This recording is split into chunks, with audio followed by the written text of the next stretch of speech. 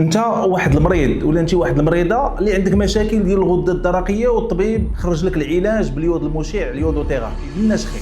بزاف الناس عندهم مجموعه ديال الوساوس تيبقاو موسوسين، عندك ندير هذا اليود واللي عندي مشاكل صحيه، مشاكل سرطانيه، عندك وليدات يخرجوا من بعد عندهم مشاكل خلقيه، تشوهات وكذا. اليود المشع هو واحد الطريقه فيها واحد الحمايه كبيره وما غيكون عندها حتى شي اثار جانبي ولا مضاعفات الا استعملنا ولا تبعنا الارشادات اللي غيعطينا الطبيب. تيليق للناس اللي عندهم واحد المشكل ديال النشاط على مستوى الغده الدرقيه. عطيناك ادويه ما وصلنا حتى شي حل، تيبقى عندنا حل ديال اليودوثيرابي. ملي تنقولوا اشعاع هي واحد الكلمه تتخلع، ولكن الى تبعت الارشادات ديال الطبيب وقيته اللي غيخرج لي اليود هي اللي تنقولوا عليها حنايا الفنيده. وقيته اللي الطبيب تيحيد لك هذا تيقول لك خصك تمشي عند الطبيب ديال الطب النووي ولا لا ميديسين نوكليير باش غيعطيك واحد الفنيده. هذيك الفنيده هي اليود المشع. الا مشيتي عند الطبيب ودخلك ونعسك في السبيطار وخلاك واحد 3 ايام ما غادي يضر حتى شي واحد، انت ما غاديش ولا انت ما غاداش تضرك. المريض اللي كنعطيوه اليود كنخليوه عندنا واحد 3 ايام حتى لواحد 5 ايام بما صفات الذات ديالو من ديك الاشعه. وعندنا مجموعه ديال الطرق اللي باش كنعبروا داك اليود الوقيته المشع وقيته اللي كنتاكدوا بانه الذات ديالك صفات تتخرج وما عندك حتى شي مشاكل وما غادي تاثر لينا